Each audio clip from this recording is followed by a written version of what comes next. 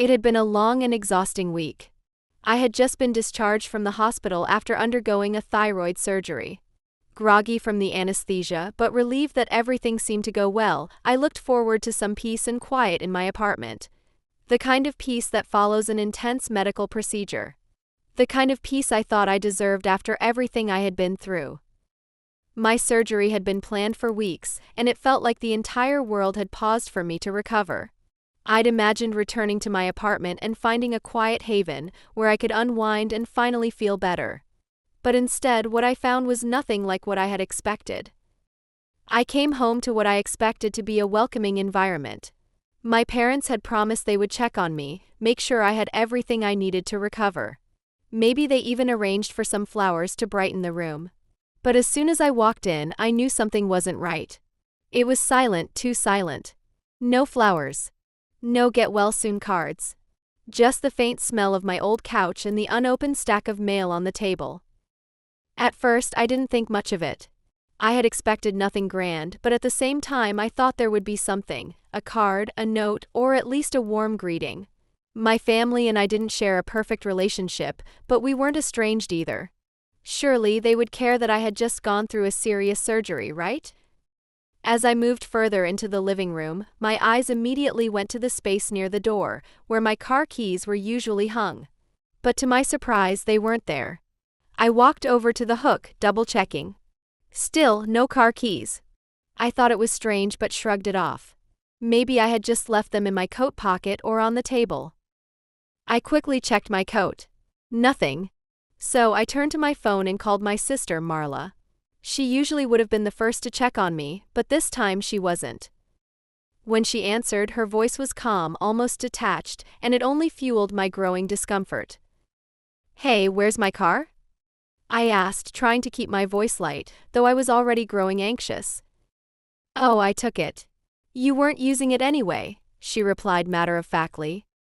I blinked, trying to process what I had just heard. It didn't make sense. My car? Without telling me? Without even asking? "What do you mean you took it?" I asked, my voice rising despite myself. "It's my car, Marla. I need it, especially now." She didn't seem fazed at all. "Don't worry, I'll bring it back later. You're fine." I was left standing there, staring at the phone in disbelief. I could feel my pulse quicken. I needed my car, especially after everything I had been through. It wasn't just any car, it was my independence. My ability to get around, to live my life on my terms. And yet, here was my sister, taking it as if it was no big deal. I decided to let it go for now. Maybe I was being too dramatic. After all, I had just come out of surgery. Perhaps I wasn't thinking clearly. But deep down, I knew something wasn't right. It was more than just the car.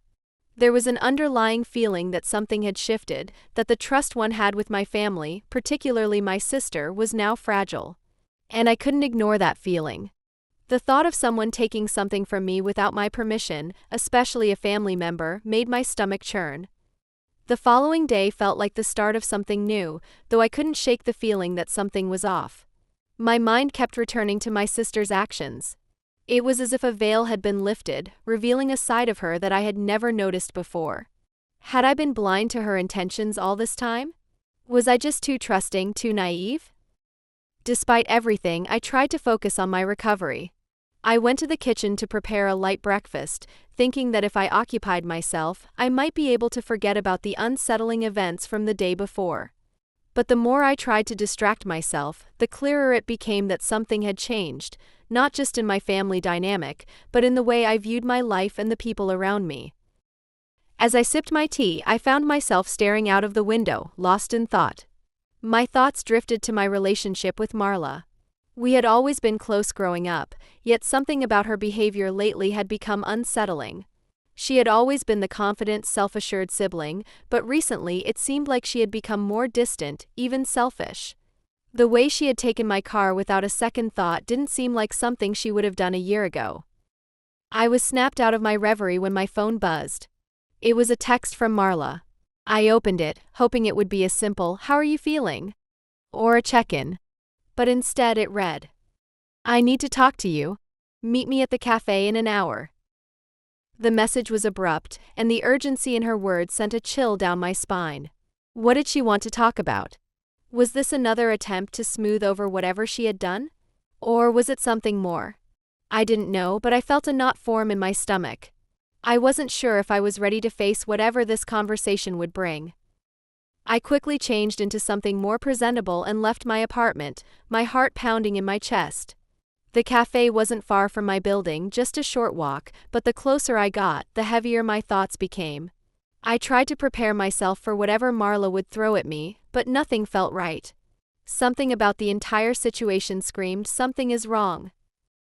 When I entered the cafe, I immediately spotted her sitting at a corner table, her back to the door. She hadn't noticed me yet, so I took a moment to observe her. She looked calm, composed, too composed for my liking. She was sipping on a coffee, her phone resting next to her, though she didn't seem to be paying it any attention. I walked over and sat down across from her, trying to mask the nervousness I felt. "Hey," I said, my voice a bit sharper than I had intended. "What's going on?" Marla looked up, her eyes cold. "I didn't want to have to do this, but I'm running out of options," she said, her voice low. "I need your help." I blinked, confused. "Help? What do you mean?" She hesitated for a moment, her fingers tapping nervously on her coffee cup. It's about the loan," she said quietly. "I really messed up and I don't know how to fix it." My heart sank. The loan. The one she had asked me to co-sign just a few months ago. At the time, I had agreed without hesitation, wanting to help her out of a tight financial spot. But now, as she sat there, her gaze avoiding mine, I realized that I had made a mistake. "What did you do?" I asked, already knowing the answer but not wanting to hear it. I didn't keep up with the payments. "I couldn't," she admitted, her voice trembling slightly. "And now they're coming after me. I need you to co-sign again so I can refinance it. I don't have any other choice." I stared at her in shock. My mind raced as I processed her words. She hadn't just missed a few payments, she had let the loan go into default, and now she was asking me to clean up the mess she had made. I could feel the weight of the decision pressing down on me, suffocating me. "No," I said firmly, though the word felt like a betrayal to my sister. "I can't. I already helped you once, Marla. And look where that got me. I can't keep bailing you out." Her face darkened, and for the first time I saw a flash of anger in her eyes. "You're really going to do this? After everything I've done for you?" She spat, her voice rising. "You're going to leave me hanging when I need you the most?" I took a deep breath, trying to steady myself. "I'm sorry, Marla. But this isn't just about you anymore.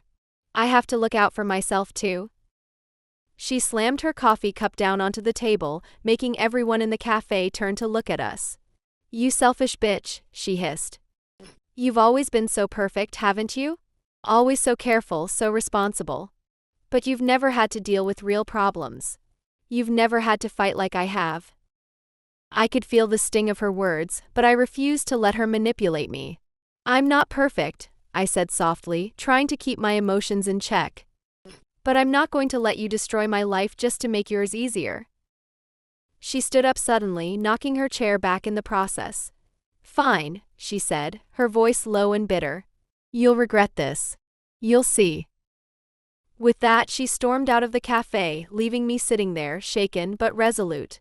The weight of the conversation hung heavy on my shoulders, but I knew deep down that I had made the right choice. I couldn't let my sister drag me down any further. As I sat there, alone with my thoughts, I realized that the calm I had been seeking was now gone, replaced with a storm I couldn't control. And I knew that whatever came next, I would have to face it alone. The days that followed were nothing short of chaotic. Marla's words haunted me long after she had stormed out of the cafe. I couldn't shake the image of her angry face, the betrayal in her eyes. It was as if everything I had once believed about our relationship had been shattered in an instant. But what troubled me the most was not just her anger or the loan, it was the realization that I had been blindly loyal to her for years, putting her needs before my own, always there to clean up her messes, and always assuming that she would eventually appreciate it. And now it felt like everything I had done for her was in vain. I spent the following days trying to keep my distance from her, but my mind kept circling back to the same thought. Had I been enabling her all along? Every time I bailed her out, every time I said yes to her requests, I had only reinforced her belief that I would always be there to fix things. And maybe, just maybe, that's why she had no problem asking me for more. I spent the next few days reflecting on the relationship I had with my sister, and I couldn't help but wonder if I had been wrong in everything I had done for her. I had always felt like the responsible one, the one who had their life together, while Marla had always been the reckless one, making bad decisions and relying on others to pick up the pieces. But was that really the case? It wasn't just the money that was at stake, it was the trust, the balance in our relationship. I had become so used to being the one who was always there for her that I had forgotten to ask myself whether she deserved it. As the days dragged on, I found myself withdrawing from everyone, retreating into my own thoughts. I spent hours pacing around my apartment, trying to make sense of everything. It wasn't just Marla, it was the constant pressure of being the responsible one, the person everyone relied on, the person who had to fix everything. I couldn't remember the last time I had done something just for myself, something that didn't involve taking care of someone else's mess. One night, as I sat on my couch, scrolling through my phone mindlessly, a thought crossed my mind. Maybe it was time to stop being the one who always put others first. Maybe it was time for me to start thinking about my own life, my own future. That was when I got a message. It was from Mom. My heart sank as I opened it. Zlat, I heard about the loan situation. Please, don't make things worse. Your sister needs you now more than ever. You can't just abandon her. I stared at the screen for a long time, my mind racing. Was this really happening? My mother, always the mediator, always the one who wanted to keep the peace, was asking me to go back to being the same person I had always been, the one who sacrificed everything for her sister. I wasn't sure what to say. Part of me wanted to text back and tell her how I was feeling, how I had been the one who had always picked up the pieces, but another part of me felt guilty. Was I really abandoning her? Was I being selfish for finally saying no? The guilt gnawed at me as I stared at my phone. I took a deep breath and typed back. Mom, I can't keep doing this. I need to take a step back. I've always been there for Marla, but I need to look after myself for once. I hesitated before hitting send, feeling the weight of the words hanging in the air. But it felt like a necessary step. I had been walking on eggshells for so long, trying to keep everyone happy, and now it was time to stop. The phone buzzed a few seconds later. It was my mom's reply. I understand, but I hope you'll reconsider. Marla has a lot on her plate right now. I didn't reply right away. Instead, I set the phone down and rubbed my temples, feeling the stress of the situation weighing on me. I didn't want to be the one who let everything fall apart, but I also couldn't be the one who kept holding it all together when it was slowly breaking me. The next day, I found myself at work, going through the motions as usual. I couldn't concentrate on anything. My mind kept drifting back to Marla. Was this really the end? Would I ever be able to look at her the same way again? Then, as if on cue, I received a text from her. My heart dropped into my stomach. It was brief. Can we talk? Please. I'm sorry. I didn't know what to think. Part of me wanted to just walk away, to cut all ties and never look back. But another part of me, the part that had always been there for her, wanted to forgive her. I stood there, staring at the screen, my finger hovering over the reply button. What should I do? I needed to make a choice. I needed to decide whether I was going to be the person who forgave, who helped her yet again, or if I was going to stand firm and make a break from this toxic cycle. And so, with a heavy heart, I typed. I'm not sure we can just go back to how things were, Marla. But we can talk. I hit send, then put my phone away, unsure of what would happen next. I knew this conversation would change everything, and I wasn't sure if I was ready for it. The following evening, I met Marla at a small cafe near our apartment. She arrived early, sitting at a corner table, her hands clasped tightly together. Her usual carefree demeanor was nowhere to be found. Instead, she looked tired, worn, as though the weight of everything was finally sinking in. When I sat down across from her, there was a moment of silence between us, the air thick with unspoken words. I don't know how to start, she said quietly, her voice tinged with regret. I didn't mean for things to go this far. I took a deep breath, trying to steady myself. My emotions were all over the place. Anger, hurt, frustration. But beneath it all, there was still that nagging feeling of responsibility, the one that had always compelled me to put her needs first. Marla, you've said that before, I replied, my voice colder than I intended. And every time I forgive you, I bail you out, and we just fall into the same cycle. Her eyes welled up with tears, and for a brief moment, I felt a flicker of sympathy. But then I remembered all the times she had taken advantage of my generosity. The loans. The broken promises. The constant emotional blackmail. I know, she whispered, wiping a tear away. I've been selfish. I've never appreciated everything you've done for me. I took you for granted, and I'm sorry for that. I could feel the tension in my chest tighten. This wasn't the first time she had apologized, but I didn't know if I could believe her anymore. Could someone change after years of being the same? After years of expecting me to fix everything for her? You say you're sorry, I said, my voice shaking slightly with the weight of everything I had been carrying. But I'm the one who's always left picking up the pieces. I've always been the responsible one, the one who keeps it all together. But I can't keep doing this. I can't keep being the one who fixes everything for you while I fall apart. Marla looked down at her hands, her fingers trembling. She seemed so small, so fragile in that moment, and a part of me wanted to reach out, to comfort her, to tell her everything would be okay. But I knew better now. I knew that if I didn't stand firm, nothing would ever change. I don't know what to say, she murmured. I know I've messed up, but I don't want to lose you. You're my sister. I need you. Maybe it's time for you to start standing on your own 2 feet, I replied, the words harsh but necessary. Maybe it's time for both of us to stop relying on each other like this. She looked up at me then, her eyes filled with desperation. I can't do it without you, Zlat. You know that. Please don't shut me out. The plea in her voice cut through me, and for a second I thought about giving in. It would have been so easy to say yes, to forgive her once again, to go back to the way things were. But deep down I knew that would only lead to more of the same. More lies. More manipulation. More broken promises. I'm not shutting you out, I said softly, my voice steady despite the whirlwind inside me. But I can't keep carrying you, Marla. It's not healthy for either of us. There was a long silence between us. I could see her struggling to find the right words, to fix everything with one final apology, but I knew it wasn't enough. It was never enough. Finally she spoke, her voice barely above a whisper. What do you want me to do? How can I fix this? I took a deep breath, gathering my thoughts. You need to start taking responsibility for your actions. You need to stop expecting everyone else to fix your problems. You have to start doing the work yourself, Marla. I can't do it for you anymore. Her shoulders slumped and she nodded slowly. I'll try. I don't want to lose you. The words hung in the air between us, and for the first time I felt a sense of clarity. I wasn't walking away from her, but I was setting a boundary. A boundary that was long overdue. And as much as it hurt, I knew it was the right thing to do. I'm not giving up on you, I said firmly. But I can't keep doing this.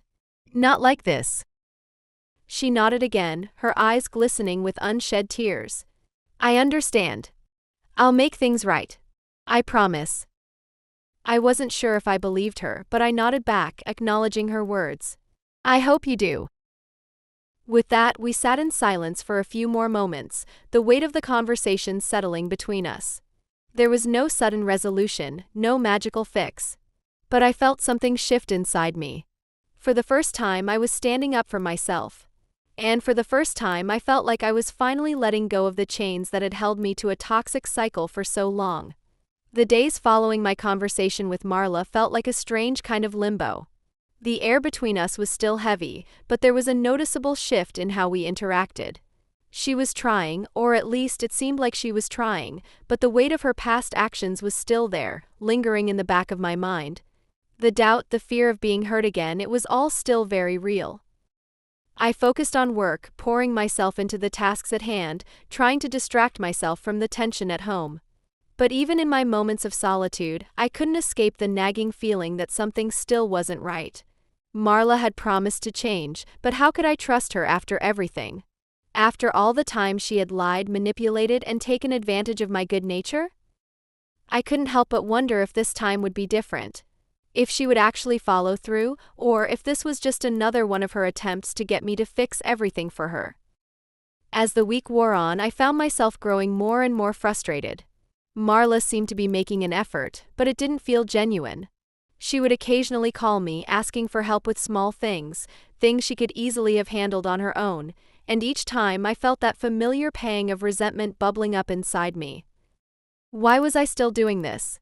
Why was I still trying to fix everything for her when I had already made it clear that I couldn't be her crutch anymore? It all came to a head one night when I received another call from her. This time it was late, around 10 p.m., and I was already lying in bed, exhausted from a long day at work. "Zlat, I need you to do something for me," she said, her voice shaky. I messed up again. I sat up, rubbing my eyes. "What did you do now, Marla?"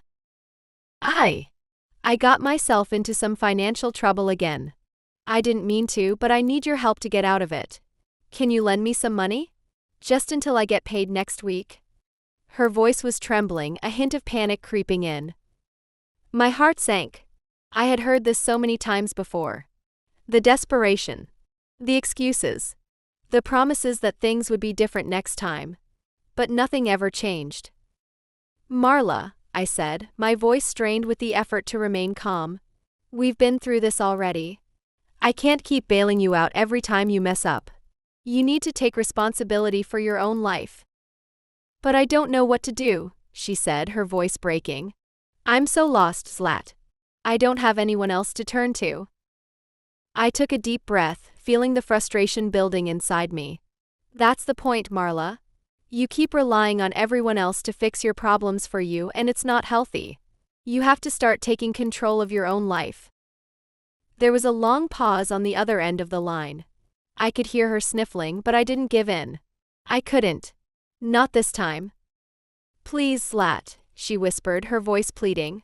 "I don't know what else to do. I need you." The words hit me like a punch to the gut. The familiar guilt crept up on me, and for a split second I considered helping her. It would be so easy to give in, to make it all go away for her. But I knew I couldn't. I had already done enough. I had already sacrificed too much for her. "I'm sorry, Marla," I said, my voice steady but firm. "I can't help you this time. You have to figure this out on your own." There was silence on the other end, and for a moment I thought she had hung up. But then I heard her voice again, small and fragile. "I don't know what I'll do without you." Those words stung, but I couldn't let them change my decision. "You'll figure it out, Marla. You have to. I believe in you." Another long silence followed, and then the line went dead. I sat there, staring at my phone, feeling a strange mixture of relief and guilt. I had set a boundary, but it felt like I had just lost a part of myself in the process. The next few days were quiet. Marla didn't call. She didn't reach out at all, and I couldn't decide if that was a sign that she was finally taking responsibility or if she was just distancing herself from me. Either way, I knew I had to stick to my decision. But even as I tried to move forward, a part of me couldn't help but feel a sense of loss. Not just for the relationship I had with Marla, but for the person I had been before. The person who had been so willing to sacrifice everything for the people she loved, no matter how many times they let her down. The days grew heavier after the phone call. The weight of that conversation of turning Marla away seemed to hang in the air. The guilt gnawed at me, but there was something else too, something I hadn't expected: relief. I had done the right thing. Or at least I told myself I had. But as the days passed, I found myself questioning it. The silence between us felt like a chasm, growing wider with each passing hour. Marla hadn't reached out again. No messages, no late-night calls asking for help. At first, I thought it was a good sign. Maybe she was finally learning to stand on her own feet. But the more I thought about it, the more I realized that it wasn't just her silence that disturbed me. It was mine too. Had I made a mistake? The thought plagued me, keeping me up at night, tossing and turning in the dark. Every time I closed my eyes, I saw her face, the same vulnerable expression she wore when she asked for my help. The same face she wore when she knew I couldn't say no. I kept telling myself that this time was different. I had set boundaries. I had drawn a line. But the truth was, I was scared. Scared of losing her, scared of being alone, scared that I had pushed her too far this time. And deep down I wondered, had I really done enough for her? By the end of the week, the emotional exhaustion had taken its toll. I had barely spoken to anyone outside of work. My friends, who used to be a regular part of my life, had become distant, probably sensing the tension that had taken root in me. I couldn't even bring myself to respond to their texts or calls. Everything felt heavy, like I was dragging a weight behind me that no one else could see. Then came the unexpected. I was sitting at my desk at work, trying to focus on an email, when my phone buzzed. A message from Marla. At first, I stared at it, unsure whether I should even open it. It had been days since I last heard from her, and I wasn't sure I was ready to deal with whatever was coming next. But curiosity won out. I tapped the screen and read her message. I'm sorry, Zlat. I've messed up again. I know you've been trying to help me, but I wasn't listening. I don't know what to do anymore. I feel like I'm drowning. The words hit me like a tidal wave, crashing into my thoughts, drowning everything in their wake. I feel like I'm drowning. I read the message again, trying to process it, but the words blurred together. My heart pounded in my chest. How could she ask for my help again? How could she keep doing this to me, to herself? I didn't know what to do. The old me would have rushed to her side without a second thought. I would have offered to help her, to fix everything. But that part of me was slowly fading away, replaced by someone who had learned the hard way that you can't keep rescuing someone who isn't willing to save themselves. I tapped out a response, my fingers shaking as I typed. I can't keep doing this for you, Marla. You have to start making your own decisions, your own mistakes. I'm sorry, but I can't be the one to fix this anymore. I hesitated before sending it, wondering if it was the right thing to do. But when I hit send, a part of me felt a strange sense of peace. The decision had been made. There was no turning back now. But then, just as I was about to put my phone down, another message from her appeared. Please, Zlat. Don't leave me. I don't have anyone else. My stomach twisted.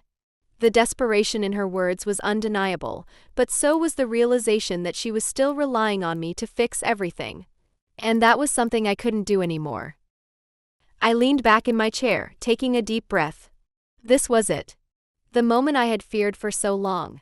The moment I had to let go. I didn't respond. For the first time in what felt like forever, I allowed myself to simply breathe. To be still. To let the silence sit between us. I knew I had made the right choice. I had to. But that didn't make it any easier. It didn't make the pain of walking away from someone I had loved for so long disappear. And that night, as I lay in bed, I realized something. Maybe the hardest part of letting go wasn't the loss of the other person.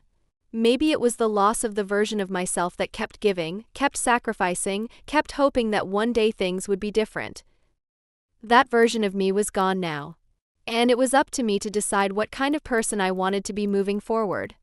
The days that followed were the quietest I had ever known. I couldn't remember the last time I'd felt this empty. The phone sat beside me, almost taunting me. I checked it often, half expecting another message from Marla. I had been expecting it, to be honest, the pleading, the begging for me to come back and help her, to take the weight of her life back on my shoulders. But no message came. I was left to confront the quiet, to sit in the mess I had made, to figure out how to rebuild the space between us. Work, for the most part, was a blur. I went through the motions, but my mind was always elsewhere, caught in the tangled mess of emotions. When I wasn't thinking about Marla, I was thinking about how I had let her go, about how hard it had been.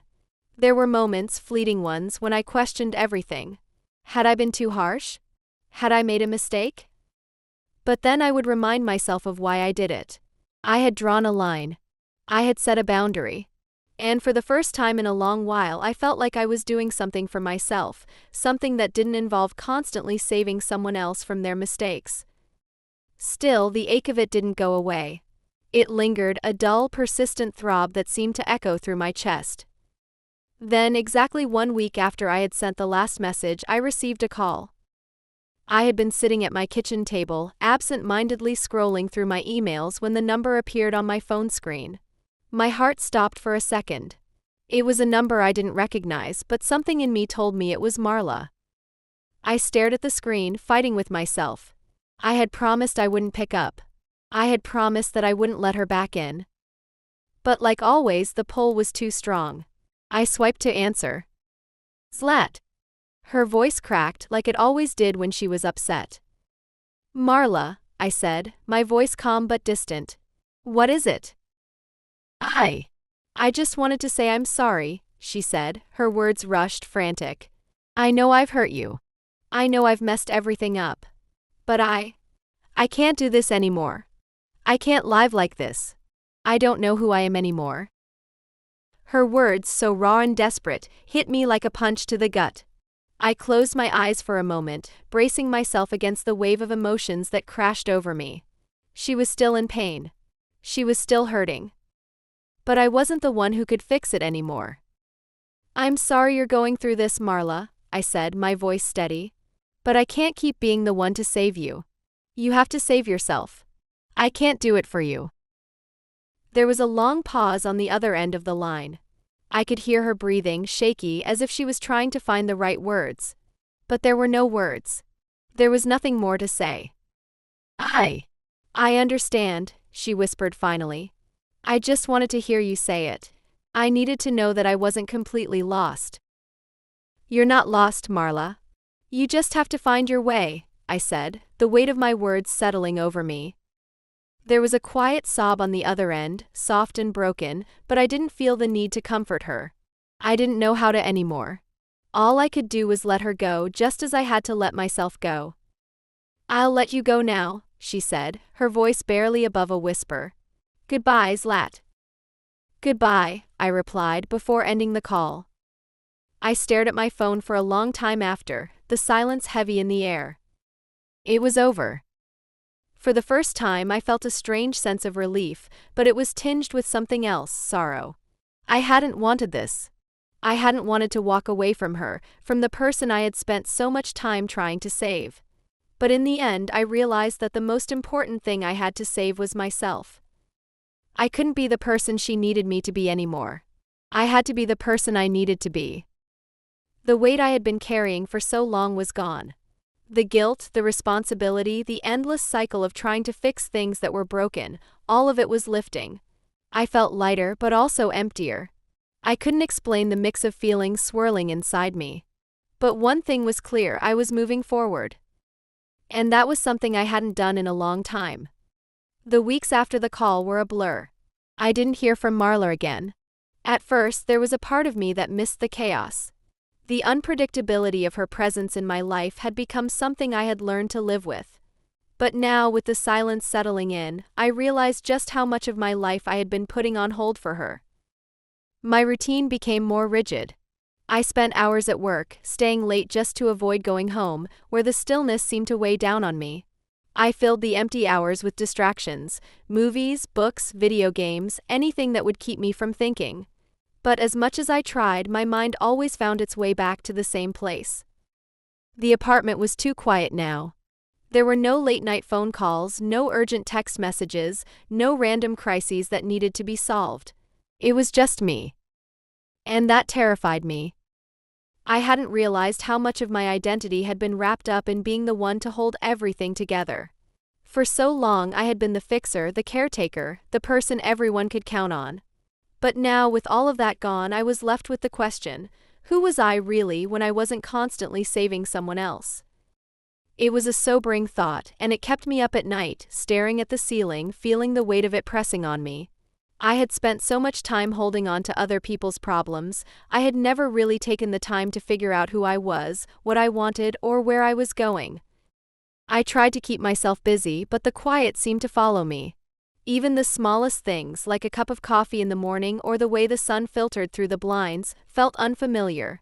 It wasn't until one evening, when I was sitting alone in my living room, that I realized what I had been missing all along. I had been running. Running from myself, from my own feelings, from the things I was too afraid to face. For so long I had tried to fill the emptiness with distractions, with helping others, with fixing their problems. But in doing so I had forgotten how to take care of myself. It was time to change that. The thought was both liberating and terrifying. I didn't know where to start or what the next step was. All I knew was that I had to start somewhere. I had to stop waiting for something or someone else to give me purpose. I had to find it for myself. The next morning I made a decision. It wasn't a big, grand gesture. It wasn't something that would change everything in an instant. But it was a start. I walked to the park down the street and sat by the fountain. I didn't bring my phone, didn't bring anything to distract me. I just sat there alone with my thoughts. And for the first time in a long time, I didn't feel like I was running away from something. I felt like I was moving toward something. The next few days were a slow process of rediscovery. I spent more time outside, walking around the city, exploring places I hadn't seen before. I started picking up hobbies I had neglected, things I had once loved but had set aside in favor of taking care of other people. I enrolled in a photography class, something I had always wanted to do. I started reading books again, letting my mind wander to new worlds. It wasn't a perfect process, and there were days when I felt the old loneliness creeping in. But with each step, I was learning to be comfortable in my own skin. I was learning to be okay with the quiet, with the space I had created for myself. And in that silence, I started to hear my own voice again. The days continued to pass by, each one bringing a new revelation, a new layer of understanding about myself and my life. The simple act of slowing down, of giving myself permission to breathe without the constant pressure of others' expectations, felt like a gift I had been waiting for all along. One evening I sat at my kitchen table, a glass of wine in front of me, feeling unusually at peace. There was a calmness in the air that seemed to match the quiet I had found inside myself. I had been making strides, small but significant changes, and the results were slowly becoming clear. I had taken a long, hard look at the people in my life, particularly those who had been draining me. Marla had been the loudest of those voices, always pulling me into her chaos, and I'd allowed myself to be sucked into it without question. But now I was learning to set boundaries, to say no without guilt, to step back and protect my own peace. I hadn't heard from her in weeks, and part of me was relieved. The other part of me, the part that had been so used to the emotional roller coaster she brought, felt strangely empty. It was like losing a limb. There was an undeniable gap where her presence used to be, and at times I couldn't quite figure out how to fill it. But as the days stretched on, I began to understand that the space she had once occupied was not something I needed to rush to fill. It was a space for me to grow, for me to fill it with things that were actually good for me, things that mattered. I woke up early the next morning, the sun just starting to peek through the curtains. I stood in front of the window for a moment, simply soaking in the quiet. The world outside seemed to be moving at a slower pace, and for once I didn't feel like I was rushing to catch up. I had spent too much of my life on the fast track, always moving, always running, always being there for everyone else. But now, with no one pulling at me, I could choose my pace. And I was learning to walk, not sprint, through my days. I made coffee, sat at the kitchen table, and opened the notebook I had started keeping. It wasn't a diary, not exactly. More like a collection of thoughts, reflections, and small goals. I wrote down what I had learned, the things I had come to realize about myself. It was like putting all the pieces of me that had been scattered in different directions back together again. One of the things I wrote down was a question: what do I want my life to look like now? That question had lingered in my mind for days, and now I could finally begin to answer it. I realized that I didn't need the constant noise and the rush of external validation. What I wanted was something simpler, something quieter. I wanted to create my own happiness, to build my own purpose, without relying on others to do it for me. I made a promise to myself that day: I would no longer let anyone define who I was or what I could be. I would define it for myself. The next few weeks felt like a series of small revelations, each one helping me put more pieces of myself back together. I continued with my photography classes, and as I learned more about composition and light, I began to see the world through a different lens. It was as though I had been blind to the beauty around me, too caught up in the chaos to notice. I also started to spend more time with my friends, the ones who had supported me throughout all of the madness. They had always been there, but I had been too consumed with other people's dramas to truly appreciate them. Now I found myself reaching out more, making plans, and letting the connections I had been neglecting flourish. But more than anything, I was learning to enjoy my own company. I wasn't afraid of being alone anymore. I wasn't afraid of the silence. It was in that silence that I found my strength. As the weeks turned into months, the changes I had set in motion in my life became more and more apparent.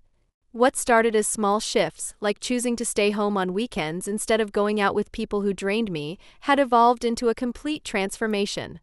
The woman who had been lost in the chaos of others' lives was finally stepping into her own power, and it felt liberating.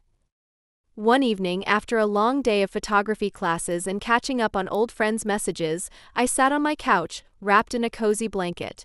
For the first time in ages, I didn't feel restless. There was no urge to check my phone obsessively, no need to fill the silence with noise.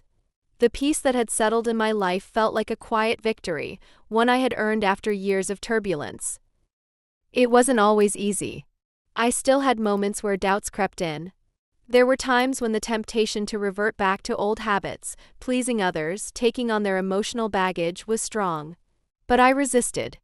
And each time I did, I felt stronger, more confident in my own ability to navigate the world without being tethered to anyone else's drama.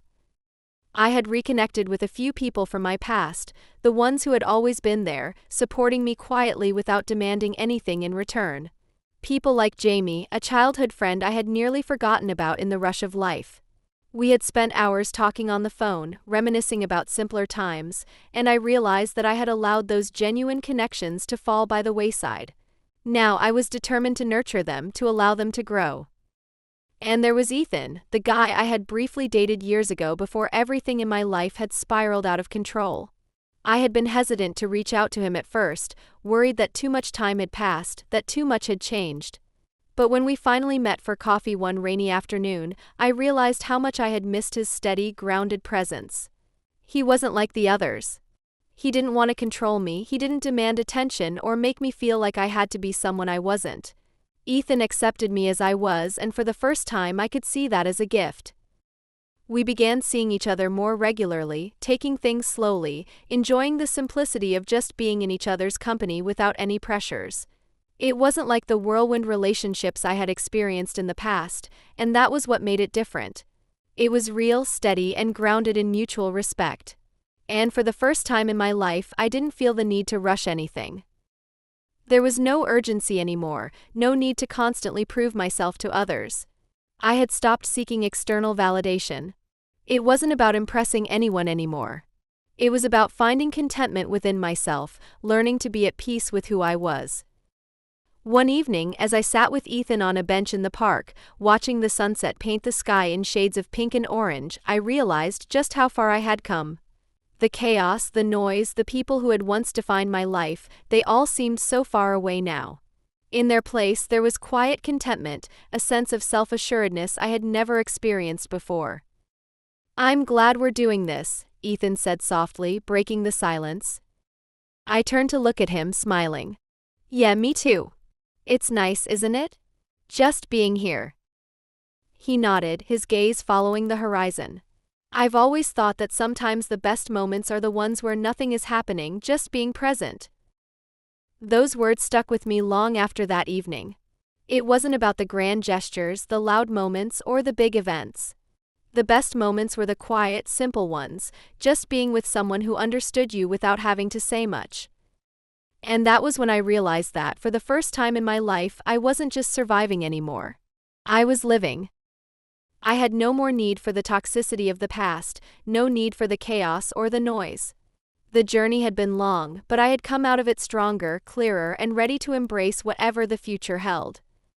I wasn't afraid anymore. I was ready for the next chapter, whatever it may bring.